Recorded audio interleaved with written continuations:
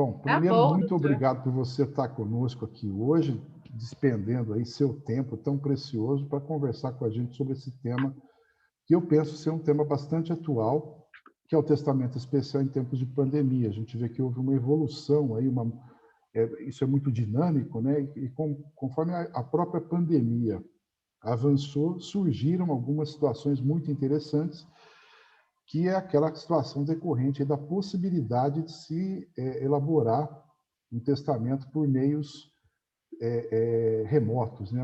O testamento telepresencial. E isso muda um pouco o contexto do testamento especial, que é aquele testamento previsto lá no artigo 1879 do Código Civil, que a gente tinha exemplos assim acadêmicos, e agora a gente tem o exemplo da pandemia que a gente está vivendo ela. A professora Sueli, falar um pouquinho dela aqui, ela é mestre em Direito Civil, ela é docente, coordenadora dos cursos de especialização em Direito de Família e Sucessões da AESA. Ela tem feito uma jornada aí espetacular, ministrado aulas em cursos focando aí direito de família e sucessões. E, para nossa grata surpresa, ela topou, aceitou o convite de participar conosco da próxima maratona da Holding Familiar e Planejamento Sucessório. Todos vocês estão convidados a participar. A primeira aula de cada curso será gratuita. Elas começam no dia 6 de abril. O link a gente vai colocar no chat aqui. É só clicar, vai lá, se inscreve, é gratuito, podem participar à vontade. Se tiver alguém que vocês queiram convidar, divulgar, legal isso. Eu vou ministrar a primeira aula no dia 6, é sobre as holdings em si, a constituição dessas sociedades, os formatos que elas podem assumir, escolha de tipo societário, tributação. A gente vai passar pela vida, pela existência das holdings, até chegar no momento lá de dissolução total, parcial. A professora Sueli vai tratar de um tema muito bacana, que é bastante amplo. Hoje ela vai dar uma palhinha aqui para a gente, que é o planejamento sucessório pela via testamentária. Muita gente acha que o planejamento sucessório é apenas a constituição de uma holding, e a gente fica, né, toda hora pensando, olha, o planejamento sucessório é uma série de recursos, de medidas, de atividades que as pessoas podem adotar, que buscam ali produzir um efeito que é o de melhor performance, né, daqueles atos praticados. Então, a gente tem essa questão da herança necessária e tem herança disponível, e às vezes o testamento ele vai ser uma via muito interessante para se trabalhar, enquanto, por exemplo, a gente não tem uma solução. Vamos pensar num herdeiro ali que pratica um ato, né, uma tentativa de homicídio contra o seu sucedido. Ele tenta lá matar o seu pai, sua mãe, e ele vai até ser processado e ser condenado ali para ser excluído daquela sucessão. Às vezes o testamento resolve isso momentaneamente, não de uma forma ideal, mas de uma forma possível. A gente até brinca muito no dia a dia que o ótimo é inimigo do bom. Então é melhor fazer o bom do que ter o ótimo em mãos. A gente vai ter aulas também com a professora Rita Vasconcelos, ela vai tratar com a gente, para a gente, dos regimes de bens na união estável e no casamento, vai falar também um pouco sobre o contrato de namoro, tão em voga hoje, as pessoas buscando informações sobre isso. E ela tem uma colocação que eu acho que é muito própria do assunto, dizendo que o planejamento sucessório ele começa pela escolha do regime de bens. Eu acho que é muito pertinente isso. Isso a gente, até aqui, a gente tem feito uma jornada assim, pregando isso como uma atividade essencialmente vinculada à advocacia, e a gente percebe que muitas pessoas vão lá nos escritórios de contabilidade fazer planejamento sucessório, criando empresas, sem se saber os reflexos que isso vai ter aí numa morte, num casamento, num divórcio. O contabilista ele não tem esses conhecimentos estratégicos para trabalhar um planejamento. A gente vai ter aulas também com o professor Ubirajara Tamarindo. Ele é autor de um livro que é homônimo da aula, que é a Tributação do Agronegócio. Esse livro ele é utilizado como base na GVLOL e ele vai nos ajudar aqui trazendo um cenário da tributação no agro. E a gente vê que, apesar de não estar diretamente ligado ao planejamento, ele é um ponto de interesse porque desperta aí um conhecimento da tributação do motor do Brasil, que é o agro. Né? Então, vai verificar a tributação da terra, da pessoa física, da jurídica, a tributação da operação no campo, a tributação das operações ligadas à operação do campo e assim por diante.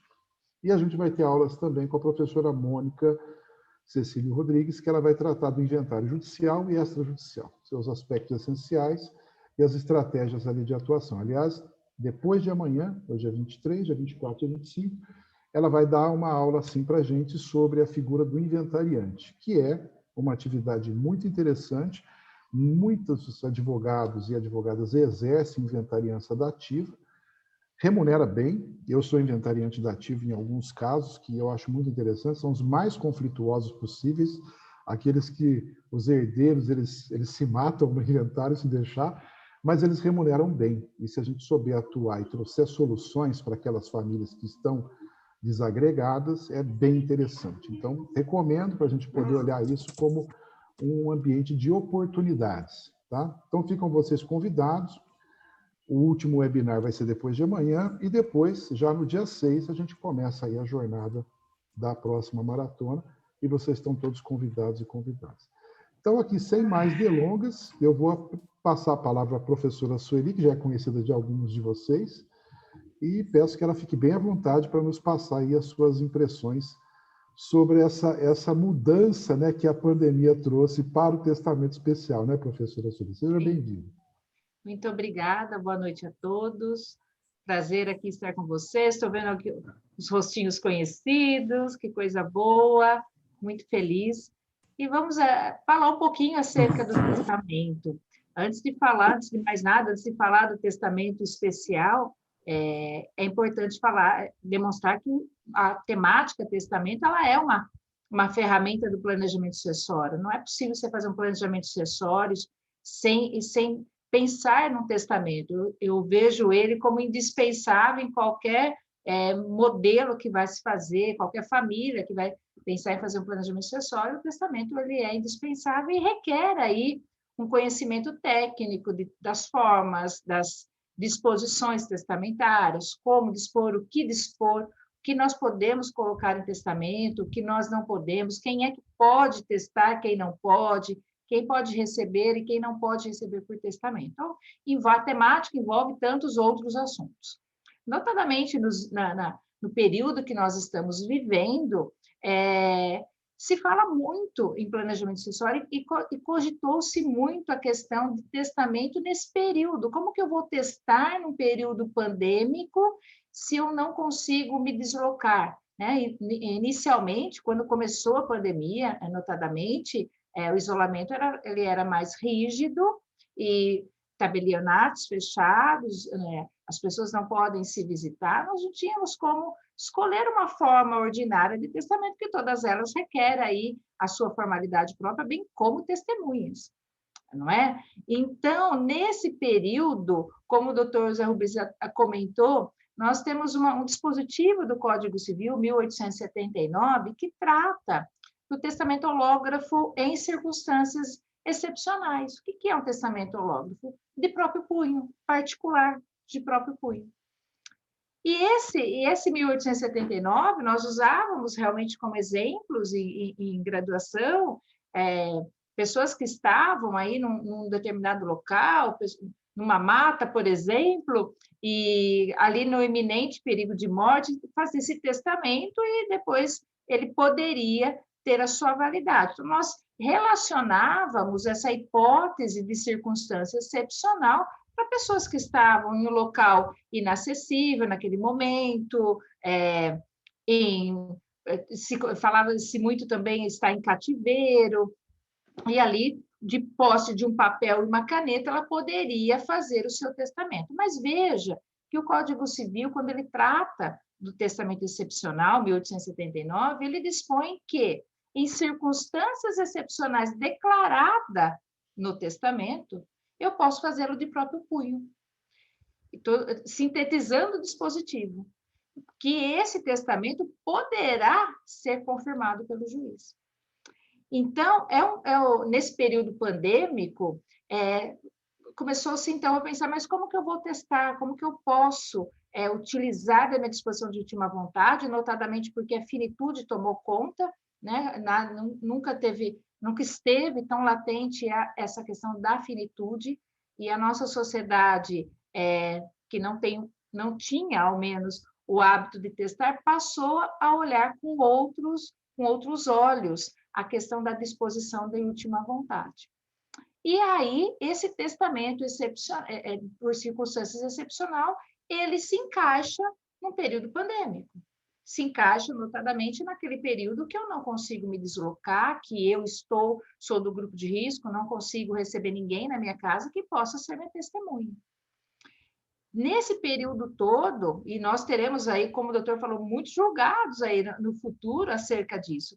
Inúmeras pessoas acabaram fazendo esse testamento excepcional, um testamento particular em circunstância excepcional, por estar até mesmo ali numa enfermaria da Covid, isolado, ou mesmo em casa, e se essas pessoas que fizeram foram a óbito, nós teremos aí, no futuro próximo, julgados acerca desse assunto, porque, na verdade, o que é a dinâmica e o que nós temos que prestar atenção? É possível você utilizar um testamento excepcional em período pandêmico? É possível, dependendo da circunstância que você estiver, declarada na cédula.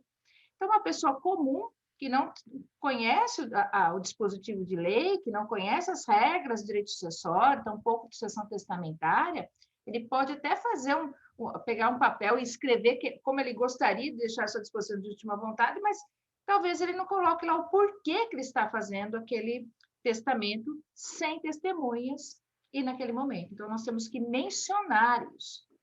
No decorrer da pandemia, né, nós já estamos 1 ano de pandemia, foram mudando as circunstâncias, de modo que foram flexibilizando as regras aí, né, do isolamento, e aí tabelionatos de notas já passaram a atender, já mudou muita coisa. E nesse período de mudança, nós tivemos aí o provimento 100 do CNJ. O provimento 100 do CNJ, ele permite que tabelionatos de notas façam atos notariais por videoconferência, através de uma plataforma chamada e-notariado. E como o provimento, ele dispõe que todos os atos notariais podem ser feitos por videoconferência por essa plataforma, através de assinatura digital, o testamento também está incluído como um ato notarial. O testamento público é um ato notarial, que poderá ser feito por essa plataforma. Então, nesse período aí, hoje, dependendo das circunstâncias que essa pessoa está aí, ela queira fazer uma das formas ordinárias de testamento revestido aí da fé pública do tabelionato, até mesmo com testemunhas, eles podem fazer dessa maneira. Nós estamos numa videoconferência. Então, avançou bem essa questão aí para os tabelionatos de notas, por certo que tem que ter revestido aí da questão da assinatura digital, mas hoje eu tenho essa outra opção se eu não estou exatamente no isolamento, se eu não estou ali exatamente numa situação que eu realmente, né, não conseguiria ter testemunhas. Então, ao invés de fazer o testamento excepcional, eu posso fazer por videoconferência. Por óbvio que esse provimento 100 do CNJ, o notariado, ele tem um custo, né? Ele vai ter o custo do ato notarial, testamento público. Mas ele teve um avanço, né, doutor José Rubens? Ele acabou avançando. Então, é um período que nós estamos falando, olha, existe um dispositivo no Código Civil que estava ali praticamente esquecido, mas quem que imaginava que nós teríamos pandemia? Né? É inimaginável que nós estamos vivendo. Mas a regra que está ali, ele é excepcional. Se eu não mencionar na cédula testamentária que as circunstâncias, ou seja, a pessoa para testar nesse testamento excepcional, ela precisa saber ler e escrever. E a pessoa que não sabe ler e escrever, que está numa circunstância excepcional, como que ela vai fazer para testar? Se esse testamento é só de próprio punho, né? Ele é válido se for de próprio punho. Então, a pessoa analfabeta, ela pode testar por testamento público. E se ela não pode se deslocar, ela pode se utilizar do e-notariado. Então, não são todos os tabelionatos que introduziram essa plataforma, mais capital, ao menos, né, já estão atuando dessa maneira. Então, é importante a gente mencionar isso, que não basta, né, escrever, você tem que ter a capacidade testamentária, a pessoa tem que, por óbvio, ter lucidez, vontade espontânea, né? O testamento ele é um ato personalíssimo, é um negócio jurídico unilateral, personalíssimo, formal, revogável, de expressão de vontade espontânea. Então, todo esse revestimento que se dá a quem faz um testamento numa das formas ordinárias previstas pelo Código Civil, lá na hora da sua morte, porque ele tem eficácia pós-morte, ele tem ali uma garantia da sua efetividade. Então, nós temos que tomar muito cuidado, que não basta só falarmos, né, do testamento em circunstância excepcional. Tem que estar revestido dessas características, não pode ter interferência de ninguém. A vontade não pode ter interferência, tem que ser vontade espontânea. Então, muito embora exista essa possibilidade, ficou-se até com uma certa cautela, né, no sentido de como que essa pessoa ia testar se não houvesse interferência. E nesse período todo, inclusive de pandemia, veio à tona a possibilidade, a questão, mas será que eu não posso testar por vídeo, ao invés da plataforma sendo o CNJ? Será que eu poderia facilitar e eu gravar um vídeo? Agora é tudo por vídeo, né? Nós estamos, cada um. Será que eu não poderia fazer isso? Nós ainda não temos, no nosso ordenamento jurídico, a previsão legal para fazer testamento por vídeo. Então, é importante que fique claro que essa modalidade, né, o provimento 100 do CNJ é videoconferência com respaldo de tabelionato de notas, assinatura digital, toda a formalidade, mas por plataforma. Mas eu simplesmente gravar um vídeo eu já não posso. Então, essa pessoa que não sabe escrever e que poderia se valer do 1879, não dá para ela gravar um vídeo. Ah, Sueli, mas eu já vi alguns julgados que reconheceram testamentos com impressão digital, testamento por vídeo, porque tinha outros elementos que corroboravam com a vontade do testador. Então, não existe flexibilização certa para isso. Então, hoje, quando a gente comenta sobre testamento, eu sempre falo, vai testar, escolher uma das formas, até mesmo excepcional, 1879, pode gravar um vídeo para complementar, mas só vídeo não. Né? Só vídeo ainda não tem. Existe um projeto de lei, o 3799 de 2019, que prevê é um projeto do IBDFAN que está ali propondo mudanças no direito de família e sucessões, notadamente o direito das sucessões, que ele precisa ser revisitado, na questão, inclusive, da legítima, e existe nesse projeto essa possibilidade, né, de quando se tornar lei, possibilitar por videoconferência. Mas ainda nós não temos. Então, hoje, excepcionalmente, eu poderia me valer do 1879, mas vai depender de eu realmente apontar qual que é a causa, qual que é a circunstância excepcional que eu estou vivendo. Aí eu estou isolada, eu não consigo me deslocar, eu não consigo procurar um tabelionato de notas para fazer, ao menos por videoconferência. Então, nesse contexto, o doutor Zé Rubens quer fazer alguma colocação? Nesse primeiro apanhado aqui geral do que seria um testamento por circunstância excepcional, antes da gente avançar com alguma mais... Eu achei que você fez uma colocação assim que pegou todo o cenário. Eu estava com um monte de pergunta encadeada e você foi respondendo uma por uma.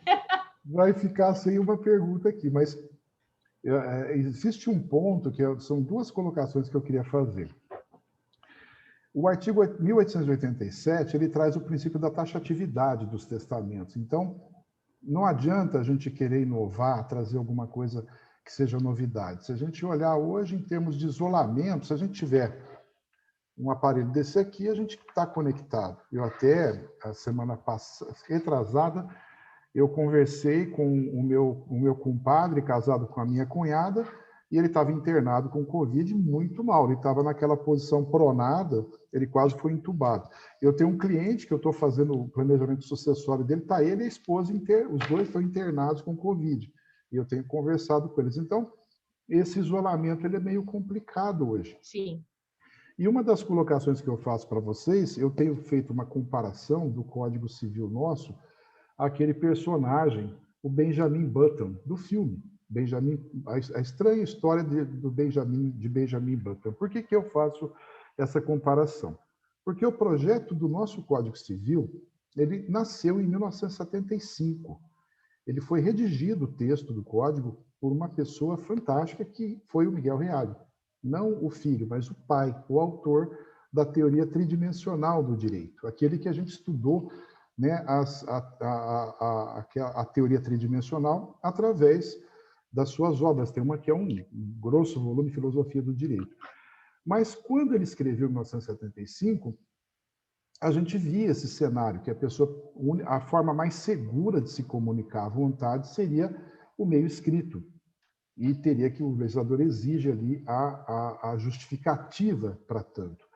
E hoje a gente percebe, até quando foi implantado o processo judicial eletrônico, eu me lembro de uma fala do ministro Joaquim Barbosa, que disseram assim, mas então agora a gente vai precisar de ter acesso digital, se eu quiser protocolar uma petição com papel de pão, né, que é aquele exemplo que a gente tem da faculdade, né, o direito constitucional de petição, posso exercer assim no joelho. Eu pego uma folha de papel, escrevo e protocolo, não vou poder fazer.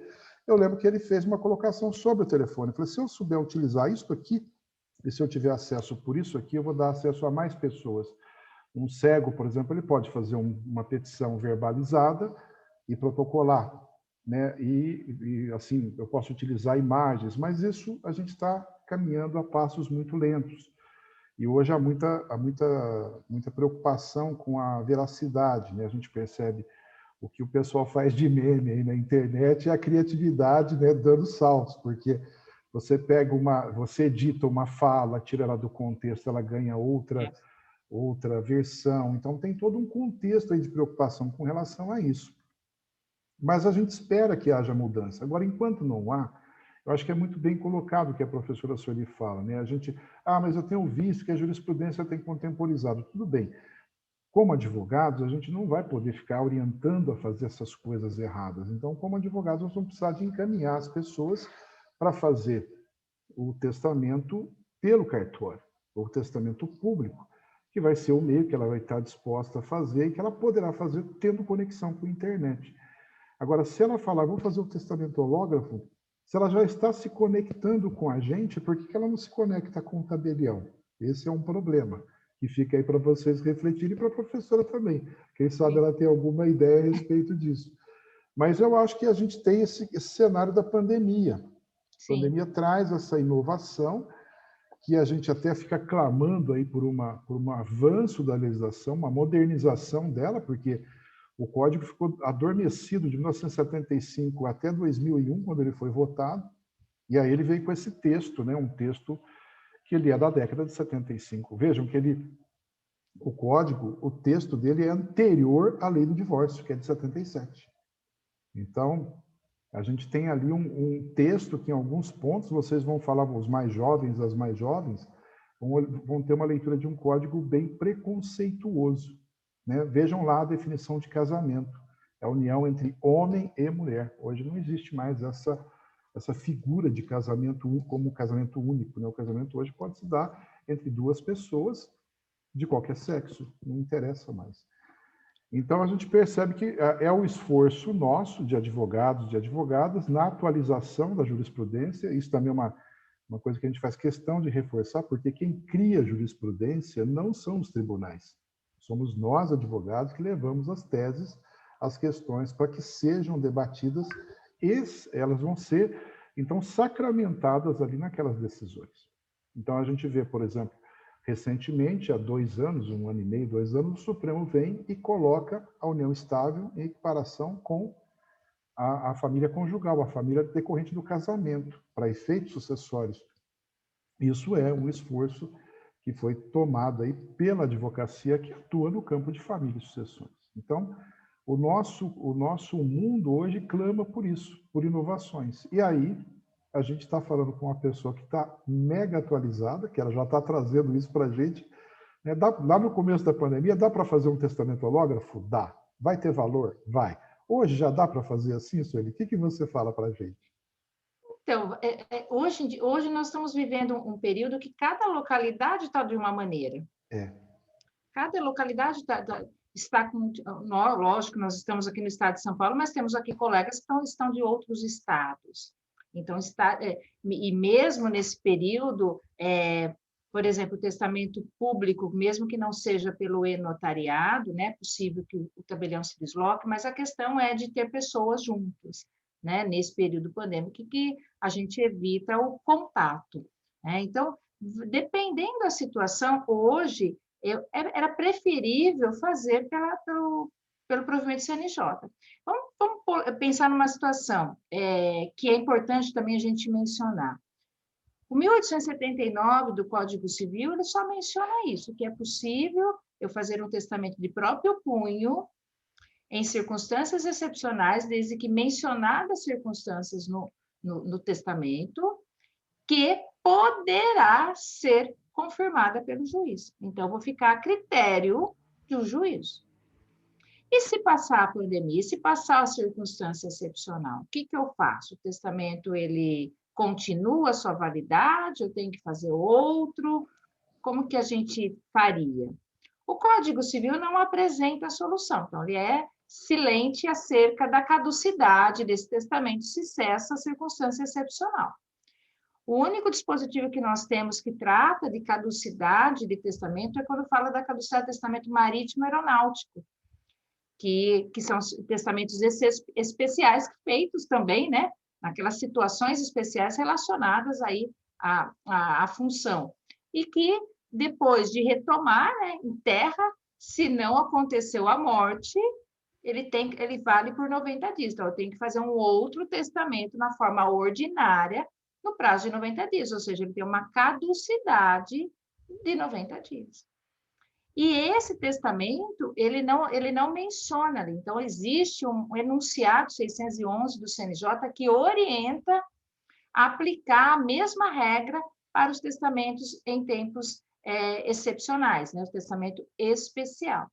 Então, o que pode acontecer é de a pessoa fazer esse testamento nesse período aqui, até de uma emoção, tomada por emoção, fazer, esquecer que fez depois, não torná-lo ele, né, que a gente pode depois tornar ele do instrumento pela forma ordinária, e lá na frente, na hora da sessão, ele surgir e restar debate, né, restar aí impugnações, e acaba gerando um litígio. Então, toda vez que nós estamos trabalhando com planejamento sucessório, e o testamento ele serve para isso, para evitar litígio. Então, se uma forma pode ser aí, estar vulnerável com o tempo, é melhor, então, que a gente também oriente, se eventualmente a pessoa for fazer, cessou a pandemia, o Código Civil não fala que ele caduca, não tem dispositivo lá, mas cessou a pandemia, não aconteceu na circunstância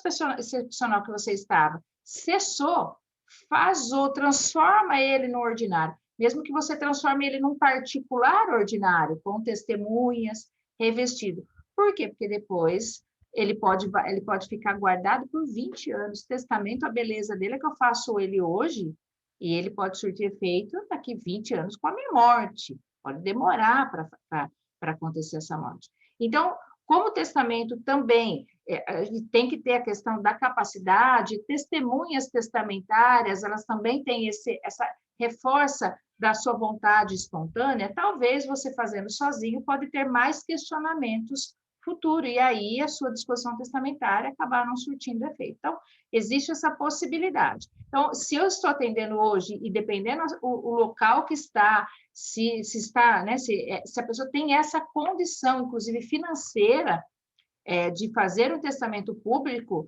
eu prefiro que ela faça pelo e-notariado, ao invés de ela fazer o testamento hológrafo em circunstância excepcional. Vai depender, inclusive, da condição financeira dessa pessoa, né? A gente tem que ponderar todos esses aspectos. Então, são situações possíveis hoje, tanto de usar esse 1879, desde que efetivamente eu esteja nessa situação, não consiga sair da minha casa, não consiga ter testemunhas, não consiga me dirigir ao tabelionato, se não consigo, tabelionato ou fazer o particular, porque eu não tenho condições, talvez, financeiras para fazer um testamento público. Porque nós temos 3 formas ordinárias de testamento: o público, o cerrado e o particular. O menos oneroso é o particular. Então, pode ser que essa pessoa não tenha essa condição. E aí ela pode se valer desse testamento excepcional. Então, vai depender da circunstância que ela esteja vivenciando. Então, não falaria como uma regra, hoje eu não faria, vai depender da circunstância. Mas hoje, com a flexibilização de normas, aí já fica mais difícil você apontar a circunstância excepcional pela pandemia, né? A gente tem que pensar que nós estamos falando, utilizando ele por essa situação. E também, como bem o doutor falou, são pessoas que estão, às vezes, internadas, que precisam de um auxílio, de orientação, como que vai testar, não é simplesmente escrever, né, à disposição. Então, dá para, até mesmo lá do hospital, com o celular, com o meio digital, estar na plataforma e-notariado e fazer esse testamento público por videoconferência, conforme a resolução do CNJ. Então, hoje, a gente pode indicar essa opção, que ela se tornaria mais, não vou falar eficaz, mas como revestimento de normas de segurança, que a pessoa pode depois, né, demorar 20 anos para falecer, vai estar lá gravado. E o interessante desse testamento também é que ele é reproduzido e a fala é gravada, fica armazenado. Então, aí que está a evolução, né? Nós nos preocupamos com um testamento só por vídeo, porque ele pode ser modificado, né? A nossa fala, a expressão, mas essa plataforma é totalmente segura, né? Ela fica gravado, fica arquivado, e depois você falando, por óbvio que consegue expressar melhor a vontade do que escrever, né? Então, a gente defende essa possibilidade, seria muito melhor, né, se a gente pudesse externar a nossa vontade aqui falando, né, olhando e expressando a vontade. Então, tudo revestido aí de cautela. E os tabeliães também, eles revestem esse ato aí, mesmo que por videoconferência, de toda a segurança para que o testador externe realmente a sua vontade sem qualquer interferência, que a maior preocupação na disposição testamentária, que nós vemos que se ataca muito o testamento depois da morte, é para falar que a pessoa não tinha vontade, é para falar que a pessoa foi induzida a fazer determinadas disposições testamentárias. Então, a gente procura sempre, quando orienta e o planejamento sucessório pela via testamento, que é o revestir dessa vontade para que depois esse testamento não seja atacado. Então, também nós temos que tomar esse cuidado, né? Nesse período todo aí pandêmico. E, como eu falei, às vezes a pessoa esquece.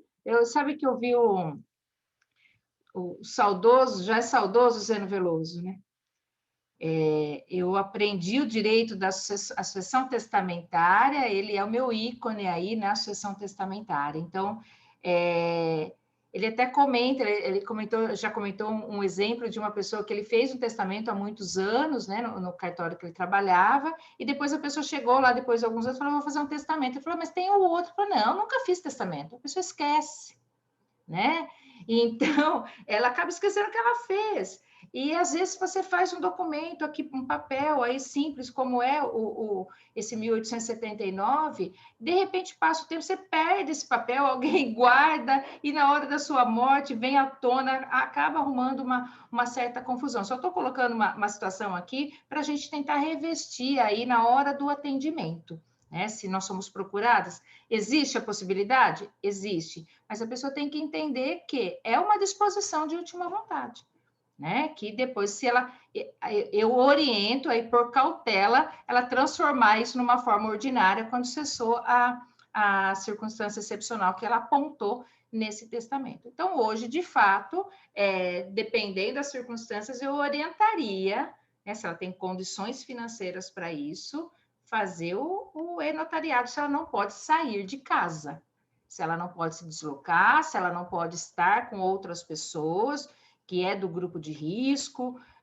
ou que está ali internada, isolada, mas que ela consegue ter acesso à internet, que ela consegue expressar sua vontade e que a enfermidade em si não afetou a sua capacidade cognitiva, a sua capacidade de discernimento espontâneo para testar. Então, não basta estar, né, falar que é possível que as pessoas que estejam passando por isso façam, elas têm que estar, né, plenamente capazes para testar. E quem que pode testar? Os maiores de 16 anos. A pessoa de 95, 100 anos para testar? Pode testar. Plenamente capaz, expressar sua vontade espontânea, ela pode testar. Então, nós temos que revestir tudo isso. Não basta só o instrumento, não basta só a gente falar em facilitar o instrumento. Ele tem que ser revestido de outras circunstâncias que vão dar efetividade, eficácia, né, ao testamento quando da morte, porque ele tem eficácia pós-morte. É revestido dessas circunstâncias. Não sei se eu consegui me fazer clara, doutor. Fez muito, Sueli. Aí Vocês têm alguma questão? eu acho que fecha a conclusão que você está querendo passar, que você passou, que eu consegui captar, é nesse sentido.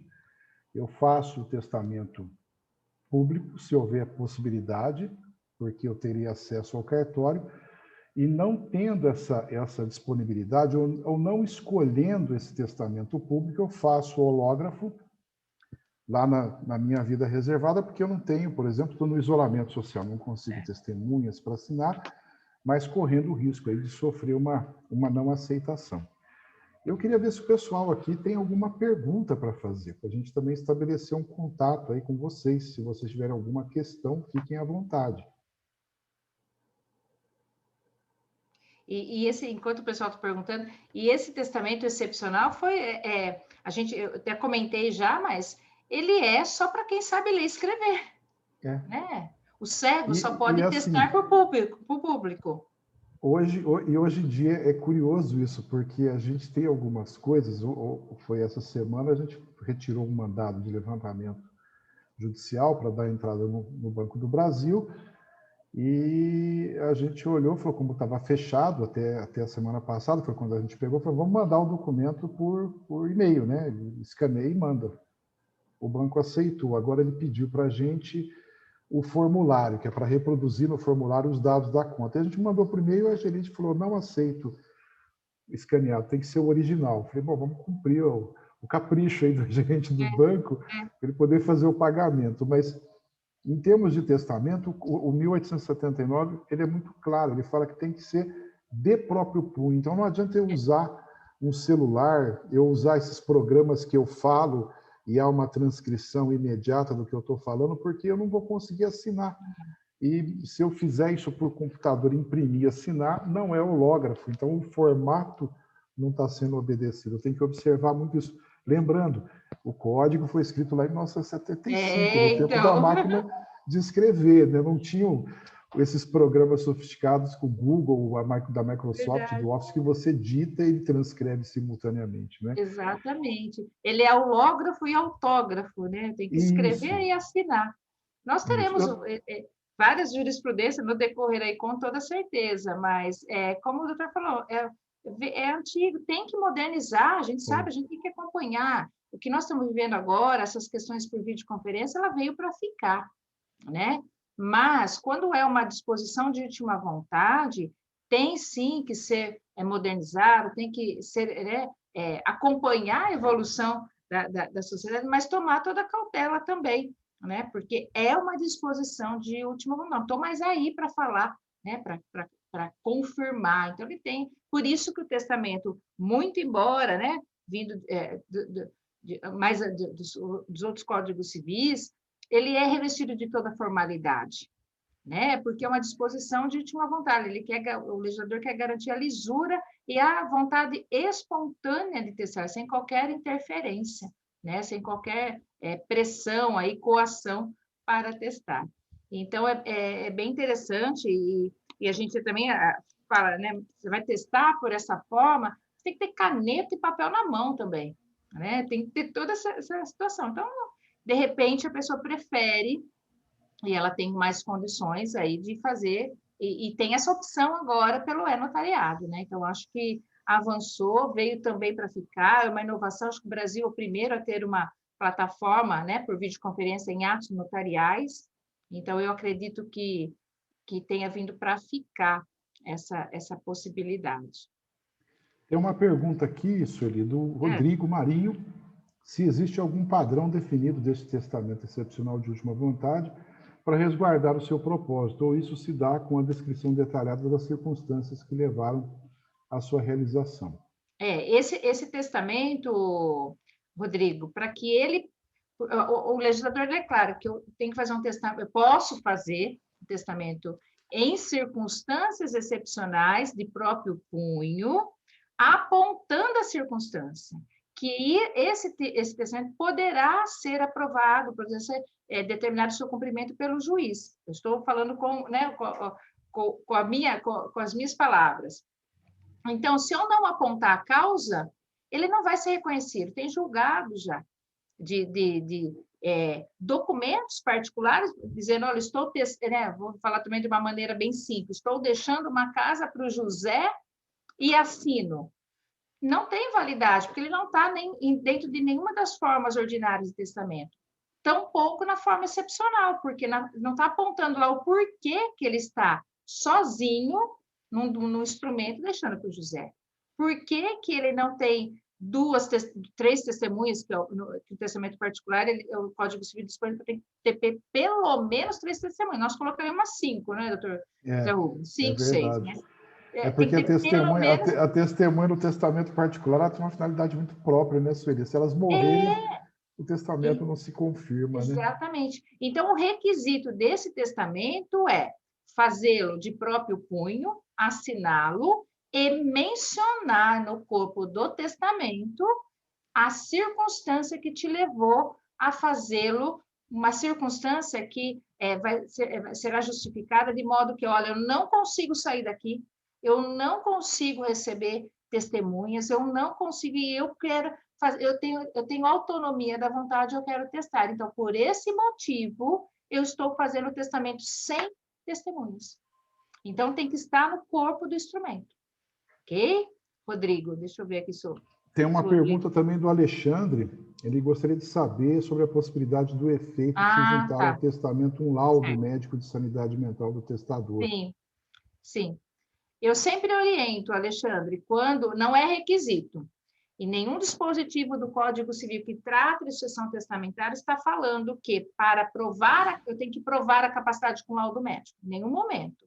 Mas, para cautelar o testador, dependendo, inclusive, a circunstância, é isso que a gente comenta sempre, nós comentamos na maratona passada, quando estávamos falando ali só no próprio curso de testamento, quando a gente começa a fazer aquele checklist para o planejamento sucessório, você vai conhecer o contexto familiar.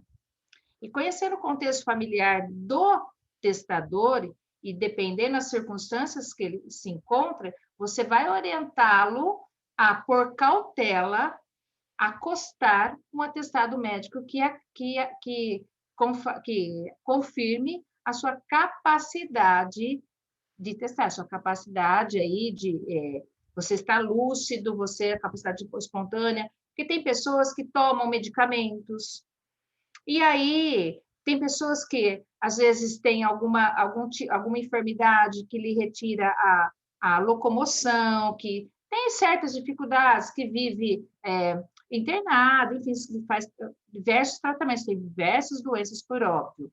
E esse tipo de pessoa não significa que ela não tenha capacidade. Ontem eu falei do Estatuto do Idoso. O Estatuto do Idoso, ele determina que quem é idoso? Aquele com 60 ou mais, com 60 anos ou mais, pelo Estatuto ele é reconhecido como idoso, mas de proteção de seus direitos, não lhe retira a capacidade, ele não deixa de gerir a sua vida, ele não deixa de ter sua vontade própria. Existe ali uma lei especial que tem de proteção, e assim são os testadores. Não existe dispositivo de lei que fala, olha, determinado testador, porque você tem uma certa enfermidade, você não tem capacidade, e você toma determinado medicamento, você não poderia testar. Não. Então, quando a gente percebe que esse testador, ele é uma pessoa que tem algum tipo de enfermidade, ou até mesmo de uma idade mais avançada, e conhecendo o contexto familiar, a gente pode orientá-lo, e é possível fazer, um atestado médico, um laudo médico, que atesta a sua capacidade de acostá-lo ao testamento. Se eu for fazer o testamento público, eu posso levar, pedir para o tabelião mencionar isso no testamento e abrir uma pasta no cartório que ele vai guardar a cópia desse atestado e o testador segue com o original.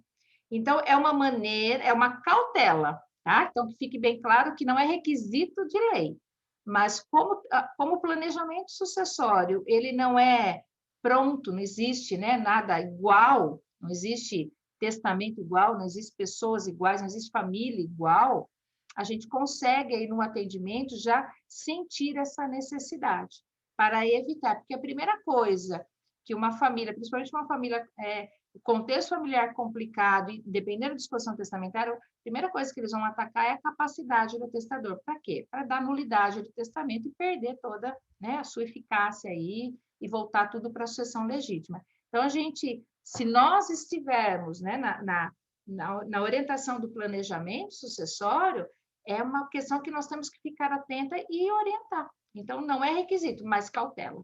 Tá? Então, eu me utilizo, sim, Alexandre, em diversas situações eu já me utilizei, e em alguns casos, além do laudo, alguns casos o testador quis até fazer aquela autotutela, que a gente chama autotutela, quis fazer uma escritura declaratória, falar, inclusive, se lá na frente eu perder capacidade, se eu não morrer, que aí é fora do testamento, eu quero que determinada pessoa cuide do meu patrimônio. Então, também tem diversas circunstâncias que nós vamos conhecendo o testador. Então, por isso que a gente tem que tomar cuidado na hora que nós falamos, pode fazer um testamento em circunstância excepcional, qualquer pessoa. Ok, está ali no Código Civil, mas não é só a forma ordinária que vai garantir a eficácia, que vai garantir a efetividade do cumprimento da disposição testamentária. Tem todas algumas outras características do testamento que tem, né, da sucessão testamentária, que tem que se prestar atenção, tem que se acautelar. Tá? Então, é possível sim, Alexandre. Não sei se ele está aqui ainda. Perfeito, tá sim, ele está ainda, sim. Eu acho que ou ele então, saiu. Tem bastante coisa, né? O doutor Rubens sabe, eu adoro sessão testamentária, se deixar a gente ele fica está aqui, horas. ele mudou de lugar, levantou a mão ali. Se deixar a gente fica Vamos ver. horas, daqui a pouco a gente está até fazendo testamento aqui já. Vamos ver até onde a gente está chegando. Eu vi que tem gente de Jacareí, tem uma turma boa de Jacareí, tem uma pessoa lá de Pouso Alegre. De onde mais vocês falam? Pouso Alegre, já estive em Pouso Alegre, na Faculdade de Direito de Minas. Já estava uma colega nossa de Campinas, São José do Rio Preto. Que legal, que legal. Tá bom, Alexandre, muito obrigada, viu? Adorei revê-lo. Muito legal. Tchau, tchau. Agora, uma pergunta, Sueli, que eu acho que aí fica uma situação, Lençóis Paulista, aqui perto também. Lençóis, que bacana. Olha só. Itajubá, legal. Uma pergunta, eu posso pegar o testamento excepcional e revogar todos os outros, né? No momento de reflexão lá na UTI, sozinho, eu viro e falo, agora eu vou revogar tudo. Eu pensei aqui as pessoas que eu contemplei no testamento público, que a Sueli me ajudou a preparar, elas não merecem mais isso. Eu quero voltar atrás e revogar tudo. Posso fazer isso? Por ser uma forma de testar, seria possível. O legislador ele não dispõe que, se eu fizer um testamento público, eu só devo revogá-lo por testamento público, ou cerrado particular. Muito pelo contrário. Eu posso me utilizar de outra forma. Então, por ser uma circunstância excepcional, de repente, a vontade dele não é ali testar, né? Mas revogar os anteriores, que também, né, pode até ter uma vulnerabilidade ali, né, doutor? As pessoas vão querer contestá-lo para poder validar o anterior. Ele estava tomado de fortes emoções, então não pode isso, ele vai perder o valor. Então, vocês vejam que como advogados a gente sempre vai ter assim uma visão dos dois lados. Tem dos dois lados. Aí, tem os dois lados, porque aí você vai falar, não, a circunstância excepcional ali era para você deixar uma disposição de última vontade, né? Mas a minha disposição era revogar tudo.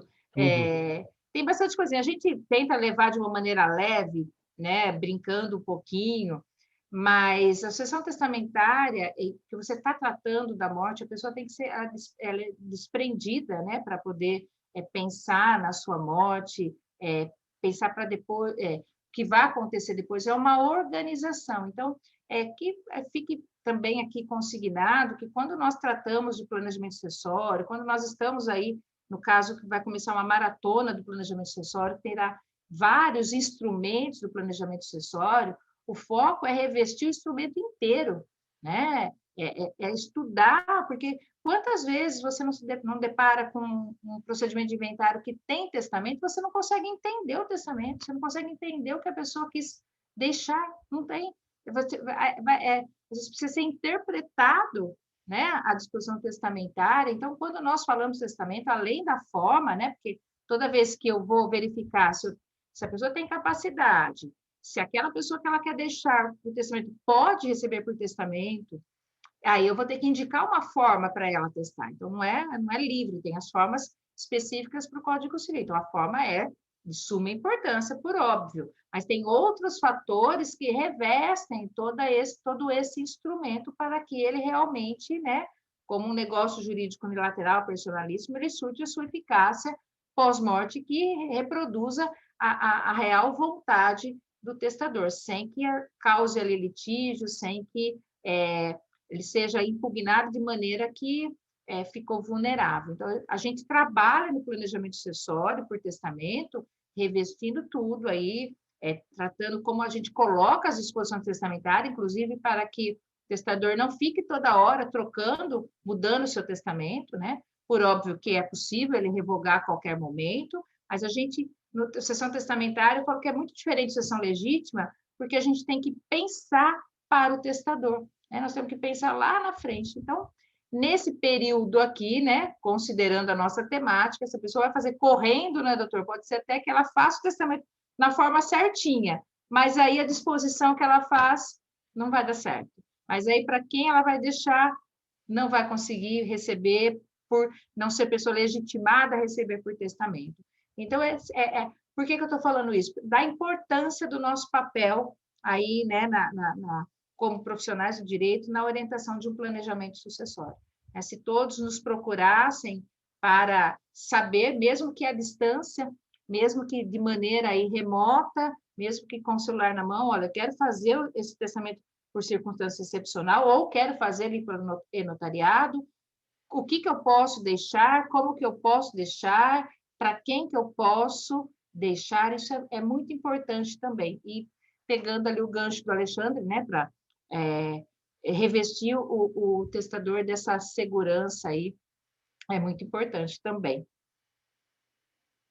Perfeito, Sueli. Olha lá, estamos aqui com a Márcia Aparecida de Lima de Campinas, a Juliana Soares da Costa. A Márcia, será que é a Márcia da Pós-Campinas? Campinas, acho que ela é aluna sua, Sueli. Ah lá. Também a Edivânia lá de Rio Preto. Edivânia, a Daniela querida. também de Campinas, ela tem 3 pessoas de Campinas aqui. O Rodrigo lá de Rio das Ostras, do Rio de Janeiro. Nossa! E a Fernanda aqui pertinho. A Juliana também de Campinas. E a Kelly lá de Itajubá, vizinha da colega nossa. Olha, que coisa aqui boa! Muito legal. Aqui é um bate-papo, porque, como eu falei anteriormente, se deixar, a gente fica horas aqui falando de sessão testamentária e vai longe.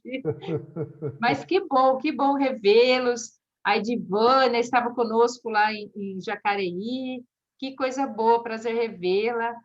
Prazer mesmo, viu? Muito obrigada, pessoal. A gente procura aqui falar de maneira leve nos pontos principais aí e refletir, né, nesse período todo que nós estamos vivendo, que precisou-se, né, através até de uma lei, como se fosse um mini código civil, estabelecer algumas questões de direito privado, né? E notadamente o direito das sucessões acabou que só tratou ali do prazo de inventário, não se tratou da questão testamentária. Até tentaram incluir ali no projeto esse prazo, né, de caducidade do 1879 e acabou que não foi aprovado, né, para ser colocado na lei que tratou, né, nas circunstâncias excepcionais aqui no direito privado.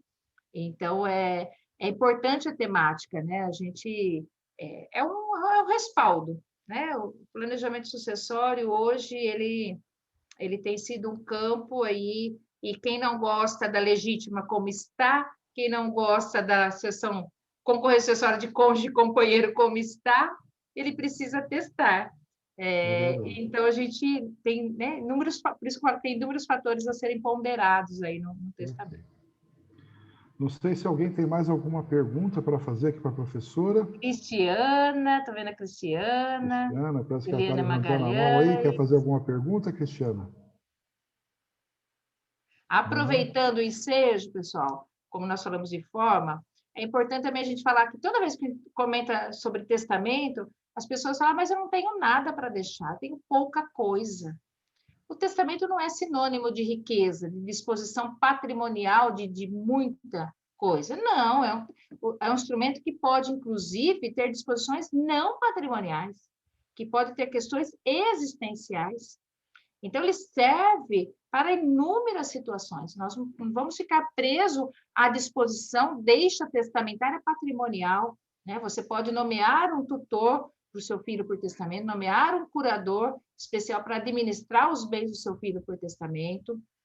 Tem inúmeras situações aí possíveis, né, de fazer pela via testamentária. Então, também é importante, já que nós estamos aqui com vários colegas, eu sei alguns que gostam muito aí do direito das sucessões, é importante a gente desmistificar também essa questão aí do objeto, né, da disposição testamentária. Tem uma pergunta aqui também, mas não é bem uma pergunta, está pedindo para você repetir a questão da autotutela. A Márcia está pedindo.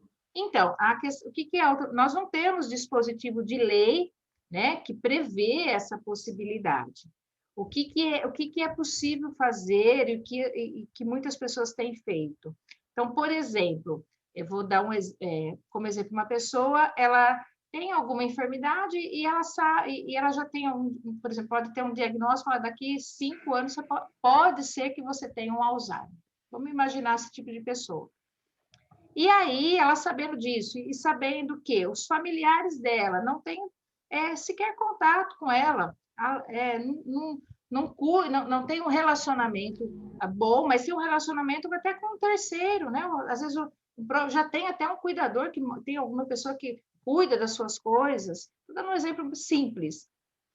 Aí, isso acontece na maioria das vezes, quando a pessoa vai fazer um testamento, ela já acaba fazendo uma escritura declaratória, na qual ela menciona que, se eventualmente ela ficar, ter uma enfermidade, que ela perca o discernimento a ponto dela ser curatelada e não conseguir gerir o seu patrimônio, que ela gostaria que determinada pessoa fosse o seu curador nesse contexto.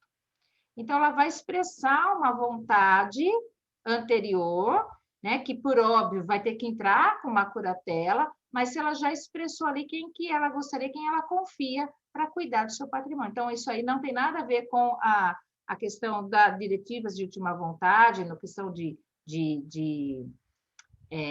tratamentos, né, paliativos, não. É que, se eventualmente eu perder a minha capacidade, né, cognitiva, capacidade de gerir o meu patrimônio, precisar ser curatelado, eu gostaria que determinada pessoa ficasse como meu curador ou enquanto não se tem o curador, que ela administrasse os meus bens. Pode, inclusive, indicar uma pessoa para uma coisa, outra pessoa para outra, né? Isso tem sido utilizado. Nós não temos dispositivo de lei, nós não temos dispositivo legal que prevê isso, mas é uma possibilidade de ser realizado. Então, se faz por escritura pública. Não sei se o doutor José Rubens já fez para algum cliente.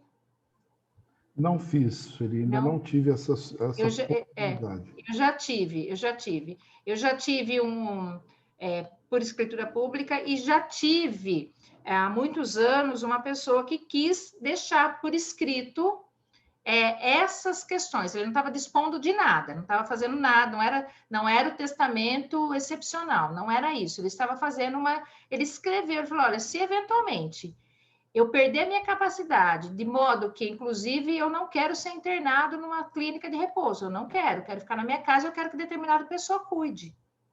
Se eu perder minha capacidade de modo a ser curatelada, eu gostaria que tal pessoa cuidasse do meu patrimônio, porque ela já conhece ali como administra, inclusive. Então, são situações que, às vezes, a pessoa acaba ficando com essa preocupação. Então, a gente está falando de testamento que ele tem eficácia pós-morte. Mas tem situações que eu perdi o discernimento e eu posso estar aí, tem o Código Civil estabelece lá quem pode pedir a curatela, e de repente é uma pessoa que ele não tem afinidade ali, né, não tem mais nem contato, mas está ali, né, elencado pelo grau de parentesco, inclusive pelo Código Civil. Então, é possível a gente ponderar isso, mas lembrando mais uma vez, não temos ali previsto, né? É uma escritura declaratória, né? Poderia falar uma escritura declaratória que eu aponto essa minha vontade, né? Olá, boa noite a todos. Oi, Mesmo? professora, tudo bem? Oi, tudo bom? Nossa, eu agora fiquei pensando, né? A gente só vê o testamento como uma forma de deixar bens, né? Como uma forma de declarar vontade em relação a bens. Eu nunca havia pensado nessa possibilidade, de repente, terminar uma curatela, ou quem vai administrar alguma coisa, Sim. né? Nossa, muito interessante esse tema. Ele é bem Eu já fiz interessante. alguns testamentos, mas em relação a bens, a conta, dinheiro, alguma coisa assim, mas nunca em relação a essas questões Sim. mais subjetivas da pessoa, né? Sim, exatamente. Se você quer, inclusive, apontar um direito real de habitação para um filho que você acha que ele vai precisar ficar ali, Nossa, muito bom. de repente ali existe muito hoje em dia famílias recompostas, né, que a mãe já não tem mais o relacionamento com o pai da criança, mas ela vai deixar patrimônio. Nós sabemos que o poder familiar é de ambos e que se ela faltar, o poder familiar é do pai e ele é usufrutuário nato dos bens do filho, né? Sim. Então, de repente, é uma preocupação, quem é que vai cuidar do patrimônio? É possível, no testamento, nomear um curador especial para administrar o patrimônio do filho menor, né? Isso não retira o poder familiar do pai, é uma questão de que é possível. Então, por isso que eu preferi comentar aqui, porque a gente fala só de forma, mas as pessoas falam, mas quem é que vai fazer testamento? Vai deixar o quê?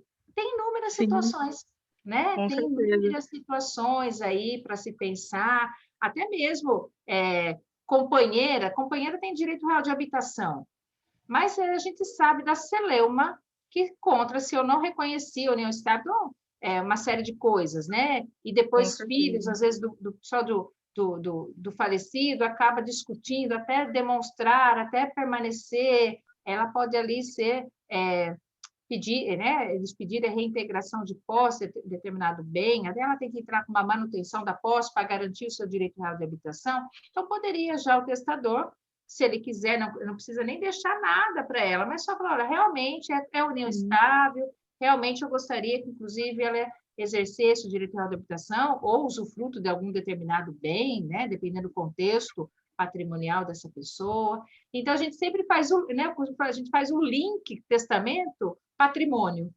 Com certeza. E a senhora falou uma coisa muito interessante, é que as pessoas pensam em testamento só quem tem muito dinheiro, né? Assim, olha, eu não tenho muito dinheiro, para que eu vou fazer um testamento? E aqui em Jacareí, as pessoas elas não têm essa cultura de fazer testamento. Assim, às vezes a gente fala para a pessoa, faz um testamento em determinadas situações, a pessoa acha assim um absurdo, mas por que eu vou fazer um testamento? Aí a gente começa a explicar e verifica a taxa de cartório, essas coisas, aí clareia um pouco a situação, a pessoa fica pensando, realmente é uma saída. Né? Mas eu acho que realmente a gente não tem esse hábito, né? E eu nem tinha essa noção de que, de repente, a gente poderia fazer esse testamento, né? Assim, nessa forma também de subjetividade, né? De repente deixar um usufruto, de repente deixar o direito real de habitação. Isso, muito interessante. É muito interessante. Juliana, é interessante ainda que você pode, por exemplo, reconhecer a filiação no testamento. Só isso. Nossa. E esse ato, inclusive, ele não está sujeito à revogação. Se eu revogar o testamento depois, esse ato ele é para todo sempre. Então, eu posso reconhecer a filiação, uma filiação socioafetiva, posso reconhecer no testamento. É uma coisa que não é muito usual. Então, assim, você vê que e tem alguns aspectos que a gente olha assim na realidade, que as pessoas não estão querendo fazer o testamento, porque elas vão conversar sobre aquilo que todos nós negamos, né? Que vai acontecer um dia, que é a nossa morte. Então, uma coisa que eu costumo fazer, eu vejo muito assim, alguns exemplos, né? Por exemplo, casais que não têm filhos e não têm mais herdeiros ascendentes, eu até faço uma brincadeira com eles, às vezes assim, você gosta do seu cunhado? Né? A pessoa fala, por quê? Fala, porque normalmente, né, eu falo isso com um homem, né? Fala, por quê? Você vai falecer primeiro que a sua mulher. Se você não deixar um testamento, todo o patrimônio que foi adquirido na constância do casamento vai para sua esposa. E quando ela morrer, vai para os irmãos dela. Então, por isso que eu estou perguntando, você gosta do seu cunhado? Você toma uma cervejinha com ele de vez em quando? Porque se você tiver a ideia de deixar para os seus irmãos, você tem que fazer o testamento. Com certeza. E as pessoas, elas são resistentes a isso. Eu tenho um amigo meu, pessoal, que eu já conversei com ele, ele está nessa situação. Ele fala que ele ama uma irmã dele, que ajudou a cuidar da mãe, a mãe já faleceu, mas ele não faz o testamento para ela. Falou, olha, e a mulher dele, a gente sabe assim que ela não vai deixar ir nada para ninguém, a não ser para ela. Né? Então a gente olha e fala, não vai dar certo isso, mas é uma disposição que ele que tem que resolver. Né? Mas é interessante isso, você vê que ele escapa dessas questões. E às vezes até a pessoa põe no testamento alguma coisa que ela queria fazer, que ela gostaria que fizesse lá da forma de sepultamento, a cerimônia, como que ela quer se vestir, se vai ter alguém ali fazendo alguma oração, se vai querer ser cremada. Pode que isso está tudo dentro do contexto de um testamento. Uma outra questão importante também no testamento, que eu posso fazer o testamento único e exclusivamente para deserdar o herdeiro necessário, né, doutor? Tem um projeto de lei aí que prevê o projeto para que o abandono, né, se o filho abandonar o pai ou a mãe numa clínica, né, e, enfim, abandonar nos cuidados, inserir como causa de deserdação. Então, eu posso fazer só para essa finalidade também. Então, tem inúmeras situações. A gente sabe que um pai deserdar um filho, a gente sabe que é difícil, né? Por mais que o filho faça, o pai acaba aqui perdoando, mas também daria para fazer. Então, assim, se a gente for ficar aqui, tem muita coisa. Mas você tocou num ponto, Sueli, que ele acontece hoje em dia, que são os pais ausentes, né? Aqueles pais que praticaram, né, o abandono material dos filhos. Sim. E os filhos são bem-sucedidos. E a gente tem casos que a gente já atendeu aqui, que essas pessoas elas não desejam ter esses pais na linha sucessória. Então, a gente tem que trazer uma solução para essas pessoas. Imagina, a criança foi abandonada, o pai não pagou pensão, achou que era um absurdo, deixou a mãe na mão, a mãe criou a criança sozinha, e depois o filho, né, ele supera as dificuldades, é uma pessoa bem-sucedida, lá na linha do tempo ele falece e o pai vai herdar isso. Então, há todo esse tipo de preocupação também. E aí a gente vê, na pandemia, os jovens podem ser afetados, né? O Covid não está só levando pessoas idosas, exatamente, pessoas jovens também. Infelizmente, é uma temática que, como a Juliana falou, as pessoas não se preocupam, né? Tem uma resistência, mas a gente tem que pensar, nós profissionais do direito temos que nos preparar, né? Bem para isso, então é muito importante. Gostaria de ficar mais tempo, mas acho que já deu. A gente já está um pouco adiantado aqui, já da hora. A gente ficaria mesmo, porque é muito gostoso bater um papo sobre isso, ainda mais com vocês que estão interagindo, que isso hoje em dia é muito bom, tá bom? Muito bom. Tem uma última pergunta aqui, não sei se dá tempo de você responder ela rapidamente, né? A Fernanda está perguntando, tem um amigo que gostaria de fazer justamente isso, nomear um curador para administrar os bens, pois ele não confia que a mãe será uma boa administradora, são divorciados. Porém, o interesse dele seria na totalidade dos bens. No caso, teria que respeitar também a legítima? Mas o que você acha? Ele poderia... Eu acho que ele está perguntando assim, eu posso colocar um administrador de todo o bem ou só da parte disponível da herança? Eu acho que o administrador vai fazer pode até ser questionável, né? Mas eu acredito que ele poderia colocar de toda a herança, todo o patrimônio, né? De toda a herança, justificando, né? Poderia. Porque ele não vai perder a propriedade dos bens, né? É isso aí. É isso mesmo, obrigada, viu, doutora? É isso mesmo que ele queria fazer. Tudo bem, doutora? Tudo bom com você? Tudo jóia. É que, assim, há uma resistência do cartório em fazer isso, né? Porque, na verdade, como ele é o tutor, usufrutuário nato, eles falam que se colocar na legítima, ele vai estar... né? Ele estaria interferindo na legítima. Aí o máximo que pode acontecer depois é ficar reduzir, né? Reduzir. Tá bom, obrigada, viu? Imagina. Perfeito. Gente, muito obrigado pelas participações de vocês, pelas questões. Ficam todos vocês convidados. Estou vendo aqui que prepondera o ambiente feminino, né? Vocês vão dominar o mundo aqui, pelo jeito, não tem como. E depois de amanhã, então, com a professora Mônica, nós vamos conversar sobre as técnicas aí da condução de inventário, principalmente focando a figura do inventariante. Tá bom? Muito obrigado a vocês, muito obrigado a você, professora Sueli, pela sua eu que agradeço. Muito boa sempre, né? Como não poderia deixar de ser. E a gente se vê, então, aí. Se inscrevam-se, então, para a maratona, que começa no dia 6. As primeiras aulas de cada curso, todas elas gratuitas. Vejam lá, que vai ser bem interessante.